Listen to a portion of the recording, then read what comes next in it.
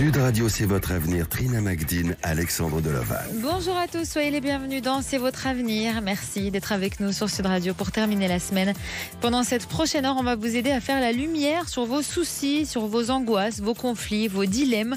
Vous avez peut-être du mal à prendre une décision dans votre vie affective ou professionnelle.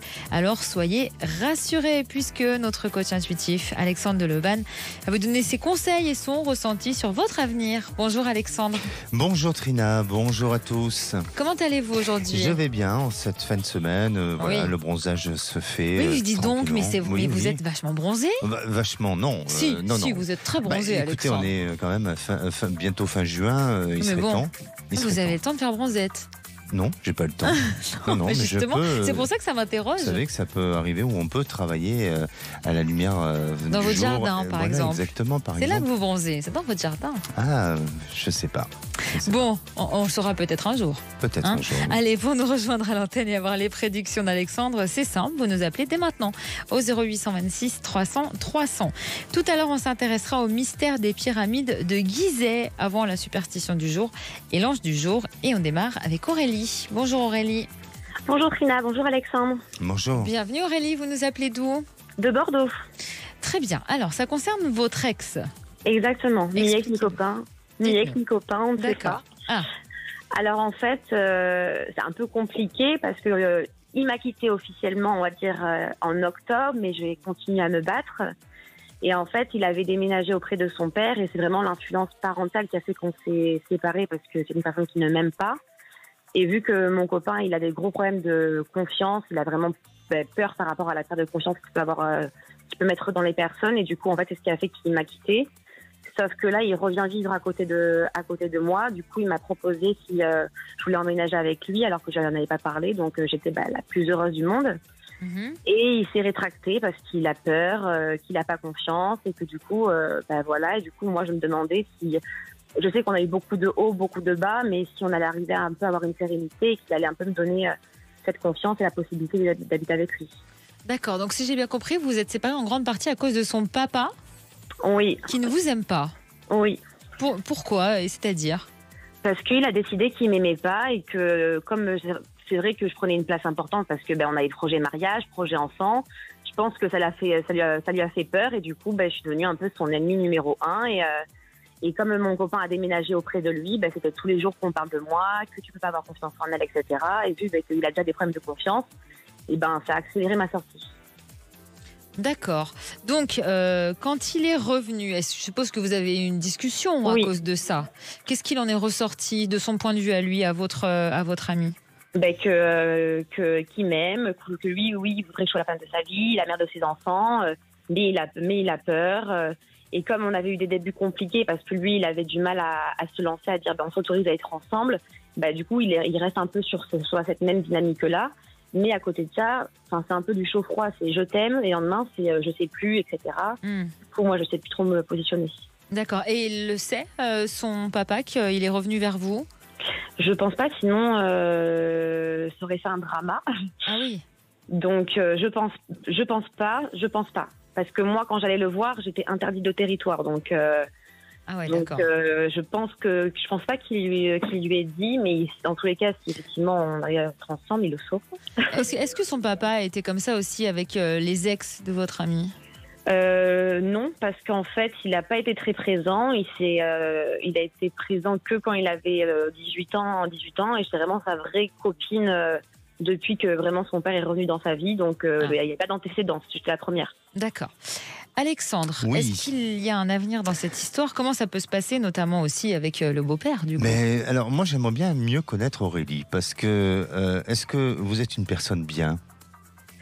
Moi, je me trouve très bien. Mais c'est vrai que vu que lui, des fois, vu qu'il n'a pas confiance, du coup, il va parler de j'ai rencontré des gens avant, etc. Ce qui est normal, tout le monde rencontre des gens avant. Mais moi, donc face à lui, face à ce que son père dit, je me bats pour dire que je suis une personne bien. Mais pourquoi, Aurélie, on vous juge si sévèrement si vous êtes quelqu'un de bien ? C'est le papa Pourquoi vous affrontez pas le papa ? Parce que je l'ai fait une fois. C'est parti loin, à la limite de porter plainte. Sauf que du coup, il s'est excusé, je pense, parce qu'il s'est lui-même fait peur, parce que je lui dis que s'il continuait, j'allais mettre des démarches en place. Et du coup, j'ai pas envie de me mêler de l'histoire du père parce que moi-même, j'avais une relation compliquée avec mon papa qui est décédé. Du coup, je me dis que c'est pas quelque chose qui me concerne. Moi, je suis là s'il faut, mais je me mêlerai pas de ce qui me regarde pas, entre guillemets. Mais qu'est-ce qui s'est passé qui aurait pu aller jusqu'à une plainte? Et il a décidé de me harceler. D'accord. Bon. D'accord. Et il vous reproche quoi? Si quand son fils va pas bien, c'est à cause de moi. Lui, il est cru. Ce monsieur n'a aucun respect de la femme. Du coup, il dit que comme quoi, moi, je me suis tapée à terre entière et je me prends pour Sainte Marie, alors que je sais ce que je lui ai répondu. S'il me connaissait, il me verrait que je suis Sainte Marie. Mais il a été très dur. Enfin, après, il a pris des actes. Enfin, j'ai trouvé un chien que j'ai trouvé dans la forêt qui était abandonné. Il va me dire, je vais porter plainte parce que le vol de chien, c'est interdit. Je vais avoir mon diplôme. Il va me dire qu'il va faire en sorte de mettre des démarches juridiques pour pas que j'ai mon diplôme. Enfin, n'importe quoi. Pas facile. Alors, est-ce que, je sais pas, mais intuitivement, est-ce que vous pensez que le problème se poserait de la même manière avec une autre personne, autre que vous? Oui. Ça, j'en suis d'accord. certifiée. Vu l'histoire familiale qu'ils ont, ça, j'en suis sûre. Alors, moi, de ce que je ressens, c'est qu'il y a un mensonge. Il y a un mensonge qui est là, qui est présent. Et ce mensonge, je ne peux pas dire exactement, c'est ce que je ressens, attention, Aurélie. Mais ce mensonge est peut-être entretenu entre le père et le fils, ou peut-être d'une promesse qui n'a pas été tenue, ou de quelque chose qui fait que, vous êtes la personne vous êtes la cible de du mensonge, pas du tout, mais vous êtes un peu la personne avec qui il faut sortir du cercle familial, où il faut écarter cette personne-là. La relation, et je crois que la relation avec votre compagnon, elle est forte, elle est là, elle est présente, mais il faut absolument arriver à diviser les choses et à séparer les choses entre la relation avec son père et votre relation à vous. Et je crois que plus vous gagnerez en notion d'autonomie et d'indépendance, et plus il y aura cette capacité, cette possibilité à ce que votre compagnon, lui, s'affirme et devienne beaucoup plus responsable sur la vie qu'il a envie d'entreprendre, et c'est les choix de sa vie. Donc pour moi, c'est compliqué. C'est difficile. Je ne dis pas qu'il n'y a pas de sentiment entre vous. Il y a une possibilité, il y a cette capacité à ce que vous puissiez avoir une certaine forme de sincérité dans votre histoire, et de pouvoir avancer. Mais si vous laissez place à justement des événements extérieurs comme celui de son père et d'autres personnes extérieures, votre relation va être fragile et ça ne va pas permettre de pouvoir évoluer dans le bon sens. Donc pour moi, je sens que oui, il y a un retour, oui, il y a une possibilité d'évolution, mais que sur le long terme, c'est une relation qui s'épuise un petit peu. Et puis pour vous, surtout, et ce qui est important, il faut que vous soyez légitime dans cette histoire, et même si vous avez choisi votre compagnon et vous n'avez pas choisi son père, mais il faut que vous puissiez vous faire votre place. Et si on ne vous considère pas, et si on ne vous donne pas votre place, et si votre compagnon, lui, n'impose pas les choses, dans ces cas-là, prenez aussi des décisions, et surtout respectez-vous. Vous voyez ? Totalement. Et c'est en se respectant qu'on vous respectera aussi, parce qu'il n'y a pas de raison. Si vous vous considérez être une personne bien, dans ces cas-là, pourquoi on vous juge si durement, si difficilement ? Oui. Donc, c'est ce que j'essaie de lui montrer. Mais tu vois pas que je suis super. C'est pour ça que pour moi, je pense que il y a encore possibilité à ce que vous puissiez ensemble vivre des choses, ou peut-être que votre compagnon, il est peut-être, je veux pas dire instable dans la manière d'agir avec vous, mais peut-être il manque d'une certaine forme de maturité, de confiance, d'assurance, mais aussi il doit imposer les choses. Il doit, à un moment donné, ne pas accepter et ne pas tolérer. Quand on aime sa moitié, on n'accepte pas, on ne tolère pas qu'à un moment donné, on insulte la personne avec qui on partage sa vie et avec qui on a envie de se projeter, sauf si, bien entendu, cette personne n'est pas la bonne. Mais pour moi, et de ce que vous êtes en train de témoigner, il est pas normal que vous acceptez ce genre de choses. Et quel que soit le personnage, et même si ce personnage est un peu, on va dire, brut de décoffrage, mais il ne faut pas en être impressionné, il faut justement vous affirmer et vous faire respecter pour que vous puissiez vous respecter. Totalement. Merci Aurélie d'avoir été avec nous sur cette merci radio. pour votre aide, ça m'a beaucoup éclairée. Et maintenant, je me dis, je vais mettre en action. Faites-le. Merci Aurélie. Ça me Merci rattrapera. beaucoup. À bientôt. Merci. Au revoir. Allez, on va s'intéresser dans un instant au mystère des pyramides de Gizeh et on vous attend sur Sud Radio si vous avez des questions pour Alexandre. 0826 300 300. À tout de suite. Sud Radio, c'est votre avenir, le sujet du jour. Alors on est vendredi, Trina, Oui. C'est le jour où vous nous faites un peu frissonner. Alors justement, est-ce qu'avec ce mystère des pyramides de Gizeh, vous allez pouvoir le faire? Ah oui, c'est pas comme tout mystère. Hein. Ah. C'est justement ça qui Et fait oui. frissonner, le fait que ça soit un mystère. Oui. Donc c'est un ensemble de 3 pyramides, Khéops, Képhren et Mykérinos, qui sont des tombeaux en l'honneur des rois et reines d'Égypte. Ils datent de 4500 ans, mesurent 146 mètres de haut et ont tous les 3 été construits avec 2 millions de blocs de pierre de 2,5 tonnes chacun. Leurs 4 angles sont étonnamment droits et parfaitement alignés avec les 4 points cardinaux. Et les 3 pyramides sont elles-mêmes alignées les unes avec les autres dans des proportions quasi parfaites. Mais comme les moyens techniques de l'époque étaient limités, le mystère a toujours plané sur ces pyramides avec beaucoup de théories avancées. Moi, je reste toujours fasciné Ah, mais par c'est ces fascinant, constructions-là, mais bien parce sûr. que comme on se dit, mais tous ces hommes, sans moyens qu'on a C'est ça. par rapport à ce qu'on a Voilà. aujourd'hui, comment ils ont réussi? Et ils ont réussi malgré tout. Alors, quelles sont ces théories? Alors, la théorie qui revient le plus est la théorie extraterrestre. Le livre Les théories folles de l'histoire raconte que les pyramides servaient de balises d'atterrissage pour des vaisseaux extraterrestres. Le livre à succès Présence des extraterrestres garantit que seule une civilisation extraterrestre dotée d'une technologie plus avancée aurait été capable d'ériger de tels monuments. Même théorie plus récemment dans le film La révélation des pyramides qui a accumulé plus de 2 millions de vues en ligne. Les enquêteurs y ont établi un lien entre plusieurs sites historiques antiques grâce à leur similitude de construction et en évaluant leur placement sur le globe appuyé par des témoignages et des graphiques scientifiques. Autre théorie, la théorie des vestiges de l'Atlantide. Je sais que vous l'aimez bien celle-ci, Oui. Alexandre. Oui. Cette île gigantesque évoquée par Platon dans plusieurs ouvrages qui auraient été engloutis par les eaux. Le site Monde Nouveau assure que ces pyramides de Gizeh seraient des vestiges de cette civilisation avancée. Mais certains vont encore plus loin. Pour l'auteur Maurice Châtelain, les pyramides prouvent non seulement l'existence d'une civilisation pré-biblique depuis longtemps disparue, mais elles offrent aussi une trace écrite d'une chronologie géométrique des dates les plus importantes de toute l'histoire de l'humanité.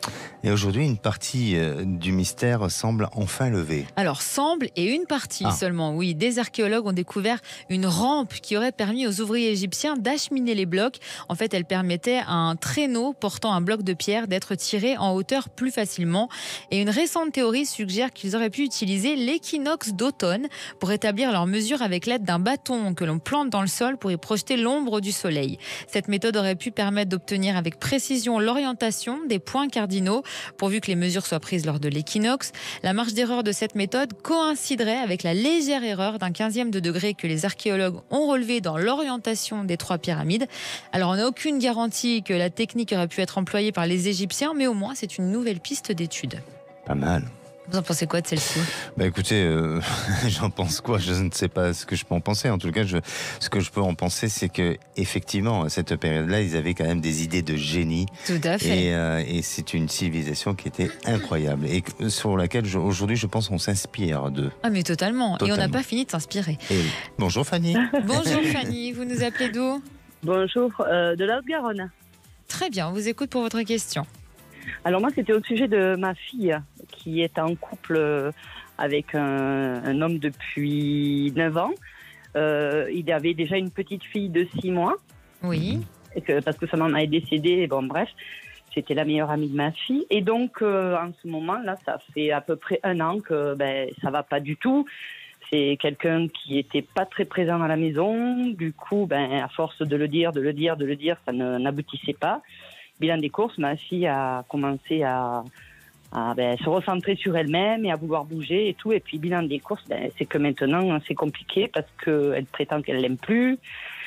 Elle aimerait se séparer, mais elle a peur parce qu'il y a les enfants. Elle en a eu 2 avec lui, donc c'est très compliqué pour elle. Elle passe une période où elle est très indécise et dans la culpabilité de faire exploser la famille, quoi. D'accord. Voilà. Comment ça se passe entre eux sur le plan intime ? Alors là, depuis quelques mois, elle a dit on fait une pause, là, le temps de la réflexion. Donc il y a une pause sexuelle et elle aimerait qu'il communique, sauf que lui ne communique pas. Et elle en a marre de communiquer à sa place. Donc elle a dit stop, j'arrête. D'accord. Donc votre question est laquelle exactement ? Leur avenir à tous les deux ? Exactement. Je voudrais savoir ce qui va devenir de ma fille, si elle va le quitter, pas le quitter. Voilà, elle est pour acheter une maison, est-ce qu'elle va l'acheter ? Voilà, c'est une chose comme ça. Qui m'inquiète un petit peu par rapport à mes petits-enfants, bien évidemment. Hein. Et puis le devenir de ma fille et de mon gendre, bien sûr.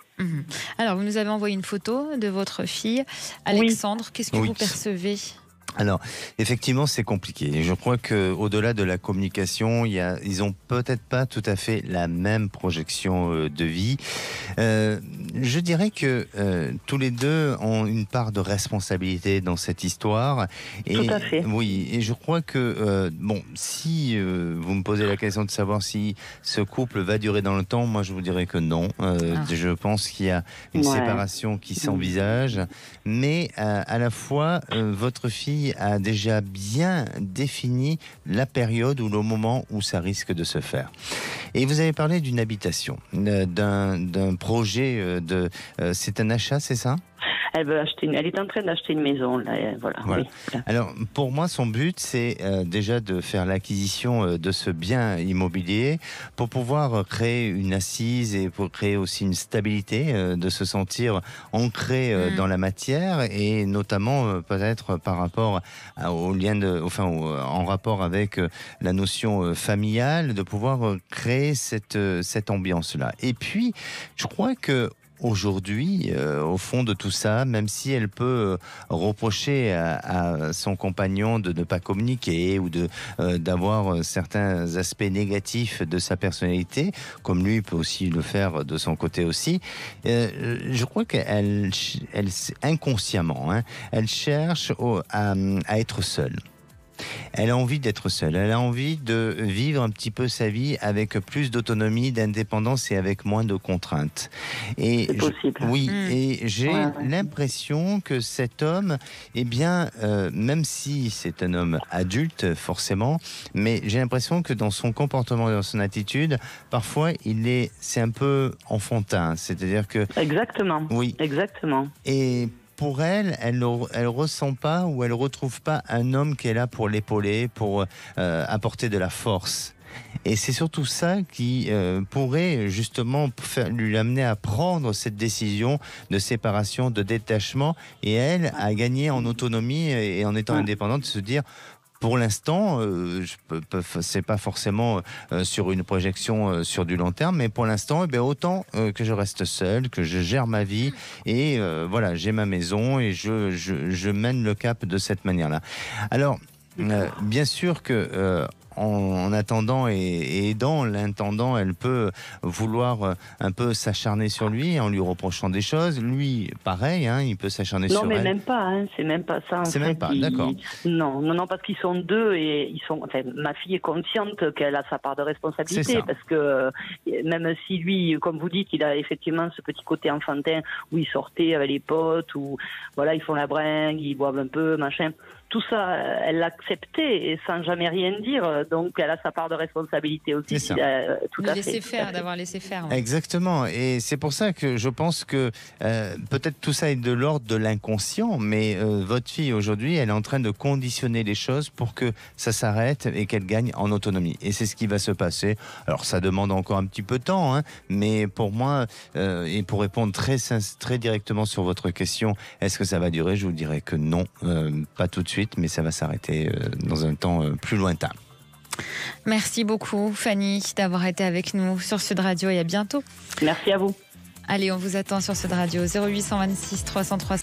Sud Radio, c'est votre avenir. Trina Magdine, Alexandre Delovan. De retour dans C'est votre avenir, soyez les bienvenus si vous nous rejoignez sur Sud Radio. Vous pouvez nous appeler dès maintenant au 0826 300 300 si vous voulez être éclairé sur votre avenir par notre coach intuitif Alexandre. On va avoir Cédric dans un instant, mais d'abord c'est la superstition du jour. Quelle est-elle ? Oui, Trina, alors vous avez déjà entendu parler de cette superstition quand on touche du bois. Ah bah bien sûr. Ah, oui, c'est très répandu en France. Hein. Tout à fait. Oui. En Italie, c'est du fer. Je ne savais pas ça. Oui, c'est plus, on va plus sur le métal. Eh bien, il s'agit de toucher quelque chose de la main droite lorsque la conversation porte sur la santé et la prospérité. Je ne savais pas que c'était avec la main droite, par contre. Moi, je le fais toujours avec les deux. Mais au moins, comme donc ça, va, vous êtes sûr de ne pas vous d'erreur. tromper. Voilà, exactement. Et puis, en plus de la santé et de la prospérité, vous aurez en plus autre chose, parce que c'est les deux mains. Donc, avec la main gauche, c'est le cœur. Donc, c'est l'affectif. Alors, ceux qui cherchent la protection du destin pour l'avenir peuvent aussi le faire. Même, de toute façon, je pense que ça peut être un réflexe. Hein. Je crois que ça fait partie, c'est culturel et ce genre de superstition est quelque chose d'assez courant. Et certaines autorités en la matière prétendent que la crucifixion du Christ sur une croix a conféré à tous les arbres qui possèdent une aura de sainteté. D'accord. Oui, bon. C'est pour ça qu'on touche du bois. Je ne savais pas. Vous le faites souvent, vous ? J'ai une période où je le faisais, maintenant je touche un peu moins de bois.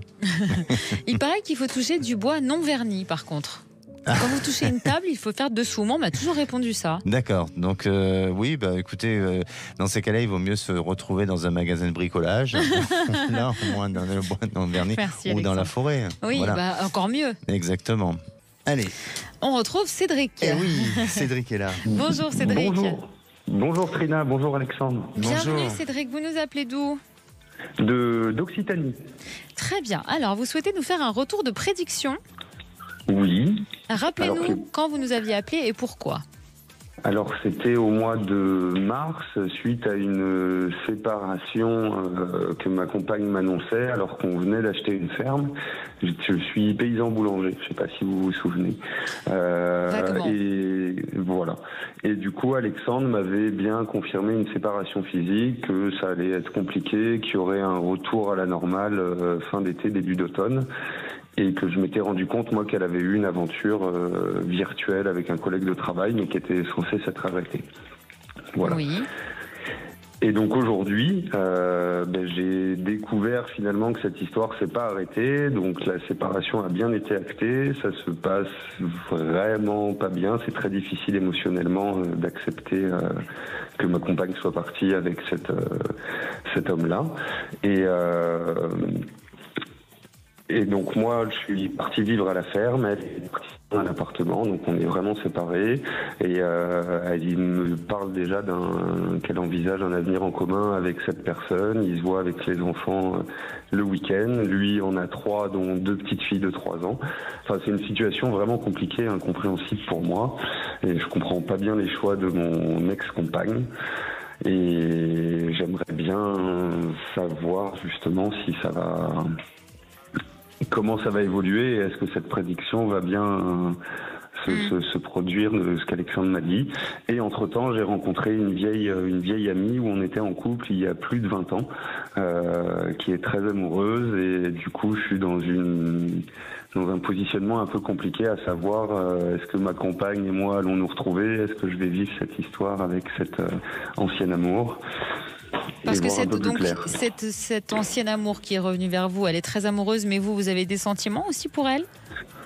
J'ai envie de vous dire qu'aujourd'hui, je suis un peu bloqué de par la perte soudaine de ma famille. Donc émotionnellement, j'ai l'impression de ne pas encore être prêt pour remplacer ma compagne et vivre une nouvelle histoire.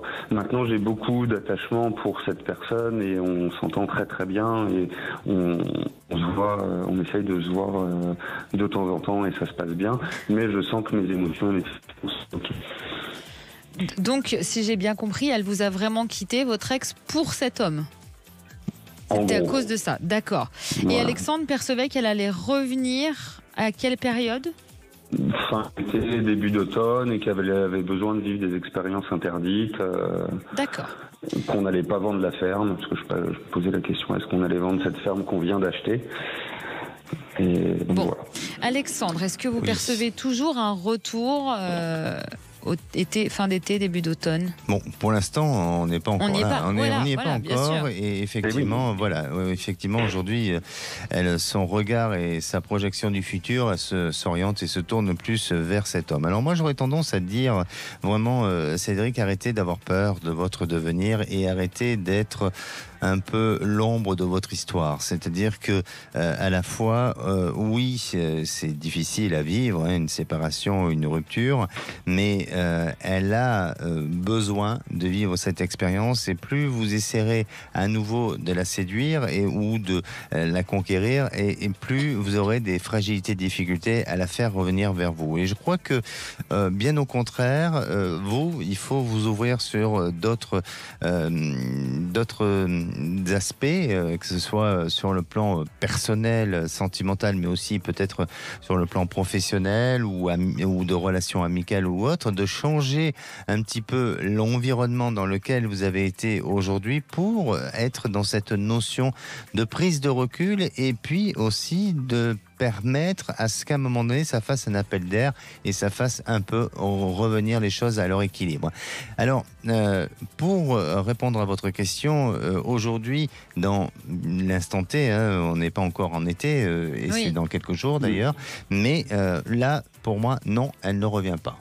Elle ne revient pas, elle reste dans son positionnement, elle reste dans cette volonté de poursuivre dans son histoire, mais, et je ne veux pas vous créer de faux espoirs, elle a besoin peut-être de se rendre compte, et puis aussi de vivre cette autre expérience, comme je vous ai dit auparavant, pour avoir cette prise de conscience que ça ne soit pas forcément le bon choix et la bonne personne. Pourquoi ? Parce que la personne avec qui elle est actuellement, ou elle semble vouloir être, sa personnalité, son caractère peut changer, peut évoluer sur d'autres aspects.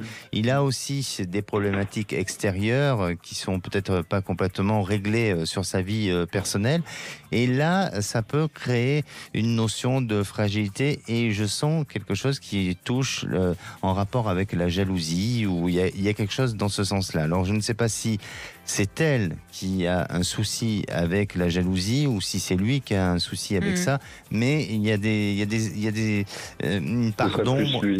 Plus lui, oui. Ouais. Donc il y a peut-être une part d'ombre à ce niveau-là qui fait que à un moment donné, ça remettra en question la relation. Maintenant, en ce qui vous concerne, vous devez, c'est facile à dire, bien entendu, mais essayez de prendre du recul, essayez de vivre ce qui vous semble bon à vivre, et de ne pas attendre sagement que votre compagne revienne, parce que là, par contre, ça voudrait dire que vous êtes en train de reporter tous les jours l'échéance à ce qu'elle puisse revenir.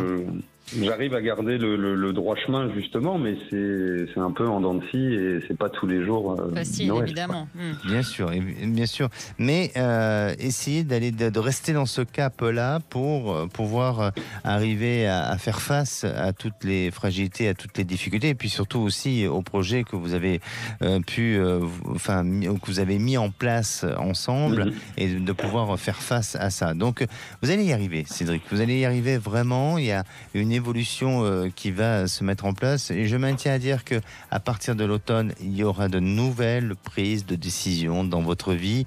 Elle, de son côté, ça ira aussi vers un nouveau changement. Alors aujourd'hui, puisqu'on est sur un autre état d'esprit, je ne veux pas vous dire qu'à l'automne, elle est à nouveau à la maison, et comme si de rien n'était. Mais en attendant, je l'accepterai pas non plus, je vous dirais. Mais... Bon, d'accord. Mais en attendant, la tendance sera pas la même.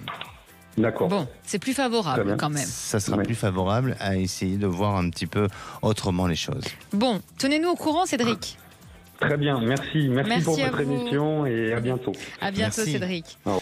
Allez, on passe à l'ange du jour, Alexandre. Quel ange on célèbre le 16 juin ? Allez, aujourd'hui, nous fêtons les Saint Jean-François Régis. Ah non, Régis. Ah ben dis donc, c'est 3 prénoms en un. Oui. Vous savez qui était Saint Jean-François Régis? Eh bien, c'était un prêtre jésuite au XVe siècle. Mais aussi, nous fêtons les Auréliens. Le dicton du jour, pluie de Saint-Aurélien, belle avoine et mauvais foin. D'accord, bon c'est très bien.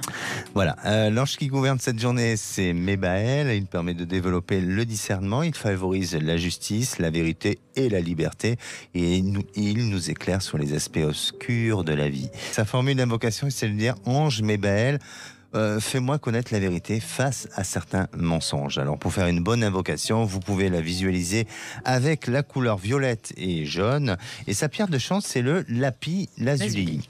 Dans les anciennes civilisations, le lapis lazuli, lui, était prisé plus que l'or même et le diamant. Ah oui oui, effectivement. Et le lapis lazuli s'apparente à un splendide ciel étoilé, riche en histoire et en pouvoir.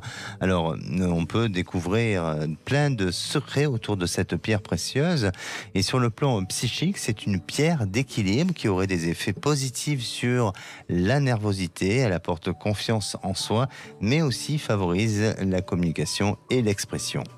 Un anniversaire? 2 anniversaires, Trina. Allez, celui de danseur connu, Chris Marquez. Ah, on adore. En plus, il écoute l'émission. Parfois, il écoute les... Oui, eh bien, je le écoutez, connais. on lui souhaite un bon anniversaire, Chris. Oui, on lui souhaite un très bon anniversaire. Voilà, et puis du chanteur Benabar. Très bien, un souvenir. Allez, un souvenir. L'écrivain d'origine algérienne Assia Djebar est élu à l'Académie française, et c'est la première personnalité d'origine maghrébine qui a fait son entrée chez les Immortels. Très bien, d'accord, merci pour toutes ces informations. On accueille Patricia. Bonjour Patricia. Bonjour Trina, bonjour Alexandre, merci de m'avoir sélectionné. Merci Bonjour. à vous Patricia, vous nous appelez d'où? De Gironde. D'accord, alors il y a une très mauvaise ambiance au sein de votre travail, c'est ça? C'est ça, tout à fait. Ça fait 3 ans que ça dure, et bon, maintenant, psychologiquement, je tiens plus, donc je cherche à partir. Et j'ai essayé de trouver dans le même poste, mais dans une autre commune, mais c'est très difficile. Donc là, je suis un peu perdue. Et mon mari a une société de taxi, un taxi, et il essaye d'agrandir, et il voudrait peut-être me prendre pour travailler avec lui. Voilà, donc je ne sais pas si c'est la solution ou pas, ou il faut que j'aille ailleurs. Voilà, je suis un peu perdue. C'est pour ça que je donne votre aide. D'accord. Qu'est-ce que vous faites exactement comme travail? Je suis ADGEM en école maternelle. D'accord. Et quand vous parlez de mauvaise ambiance, comment ça se traduit au quotidien exactement? Alors, c'est beaucoup de stress, beaucoup de manque de communication avec les enseignants. Pas avec mon enseignante moi direct, avec la direction. Beaucoup d'isolement parce que ça va pas, donc voilà, mise au placard un peu, quoi. Donc voilà. Bon. Alexandre, est-ce que vous percevez un changement professionnel pour Patricia? Oui, effectivement, il y a un changement professionnel qui s'annonce pour vous, Patricia. Alors, je vais vous demander de vous concentrer sur votre devenir professionnel, et vous allez me donner une couleur, s'il vous plaît. Le rouge. C'est le rouge. Effectivement, vous êtes dans cette période où il y a des prises de décision, mais ce sont des prises de décision aussi qui vous appartiennent à vous. C'est-à-dire que même si dans le cadre professionnel, vous êtes obligé de vous adapter, de vous intégrer et de rester sur un alignement, et tel que peut-être la politique d'une entreprise ou autre, mais pour moi, il y a un moment donné, c'est comme s'il y avait un besoin de vous recentrer, et surtout d'être pas plus individualiste, mais de penser à vous, sur votre évolution, et sur aussi tout ce qui pourrait vous amener à aller vers du bien et non pas vers quelque chose de négatif. Et je pense que vous verrez aussi qu'il y a à la période de la fin de l'année une opportunité pour vous qui se présente, une opportunité qui va donner cette capacité de pouvoir évoluer autrement et différemment. Alors, même si aujourd'hui, il n'y a pas de grande possibilité d'évolution au sein de votre structure, mais je vous sens peut-être intérêt sur la rentrée 2024 2024, intégrer autre chose et un autre établissement ou un autre lieu, un autre endroit. Et à partir de là, ça va vous permettre de gagner plus confiance en vous, ça va vous permettre de pouvoir arriver à trouver un autre équilibre, plus de sérénité et plus peut-être de confort aussi, qui de vous permettre de vous sentir plus à l'aise par rapport à ce que vous avez fait auparavant. D'accord, donc rentrée de 2024. Oui, à partir de la rentrée de 2024, oui.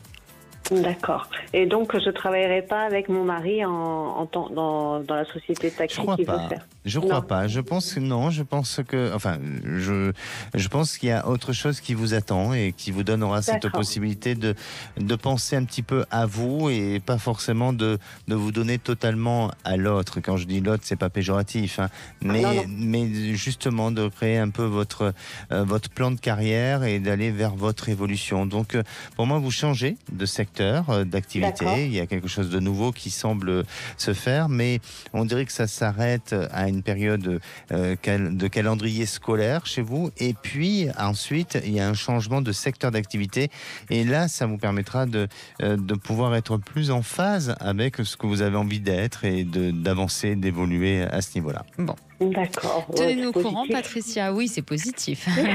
Merci beaucoup d'avoir été avec nous. Merci beaucoup de m'avoir sélectionné et puis d'avoir répondu à mes questions. Merci Patricia. À bientôt. Au revoir.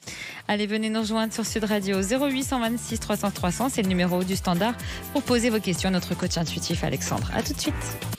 Sud Radio, c'est votre avenir. Trina Magdine, Alexandre Delaval. De retour sur Sud Radio pour la dernière partie de C'est votre avenir. N'hésitez pas à nous rejoindre. Vous êtes les bienvenus. Cette émission vous est consacrée. 0826 300 300 si vous voulez avoir le ressenti d'Alexandre, notre coach intuitif, sur votre présent et votre avenir. On accueille Annabelle. Bonjour Annabelle. Bonjour. Bienvenue. Merci. Annabelle. Merci à vous de me prendre en ligne. Vous nous appelez d'où ? Je vous appelle du 64, Pyrénées-Atlantiques. Très bien. Et donc vous êtes inquiète pour votre fils, c'est ça ? Oui, absolument. Dites-moi. Inquiète pour son avenir.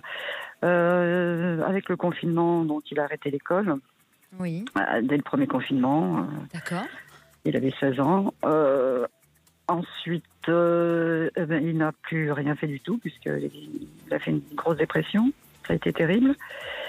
Et depuis, il n'a plus aucune motivation, plus envie de rien. Donc, pas de travail, pas de formation. Et on s'inquiète beaucoup pour lui parce que voilà, il a une énorme capacité. Hein. Mais voilà, il n'y a rien qui débloque. Il est hyper angoissé. Hein. Il est quelqu'un de très stressé en permanence. Oui. Manque de confiance en lui.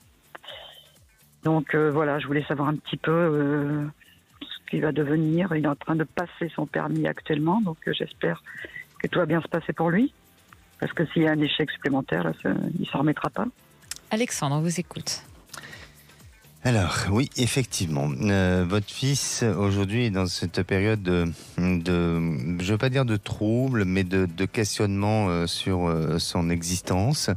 Je crois que à la fois, alors c'est bizarre parce que et vous allez peut-être me le confirmer, avec la relation avec son père, elle est importante pour lui. Oui. Et je crois que c'est un peu son modèle. Alors comme tout enfant, hein, on est toujours, les parents sont toujours le modèle des enfants, mais est-ce que vous avez le sentiment que la relation qu'il peut avoir, la relation étroite qu'il peut avoir avec son fils est vraiment important, le papa et votre fils ? Oui, c'est très important, cette relation est très importante, bien qu'il n'ait pas de... Comment dire, voilà, ils vont pas les week-ends, ils passent pas des week-ends ensemble, ils passent pas des soirées ensemble, mais ils arrivent quand même à faire certaines petites choses. Mmh. Et dernièrement, ils faisaient du sport tous les deux. Oui. Mais Roman a eu des problèmes de genoux, donc ils ont dû arrêter le sport qu'ils faisaient tous les deux. Donc, exactement. Et je pense que ce lien qu'ils ont ensemble, il faut le garder, il faut le continuer, il faut l'entretenir, il faut le cultiver, parce que c'est ce qui maintient votre fils, justement, même si aujourd'hui il ne sait pas ce qu'il veut faire et qu'il a du mal à pouvoir prendre sa route, mais je crois qu'il a besoin de ce modèle-là et de son papa pour pouvoir avancer. Et je vous parle de ça aussi parce que c'est peut-être son papa qui qui l'amènera à un moment donné à cette prise de conscience et à cet éveil. Ensuite, à ses 28 ans, il a quel âge aujourd'hui? Il est jeune encore. Il va avoir 19 ans là. Oui, d'accord. Donc à ses 28 ans, il est dans un changement de vie. Donc là, on n'est pas encore tout de suite à cet âge-là. Mais vous verrez que et ce qui est important, c'est qu'il aura ce changement de vie qui s'annonce. Mais d'ici peut-être un an et demi, il est déjà dans une transformation. Il est déjà dans une volonté de changer les choses. Alors, les études, il va continuer. Il y a une reprise d'études. Il y a quelque chose de bon et de positif qui s'annonce par rapport à ça.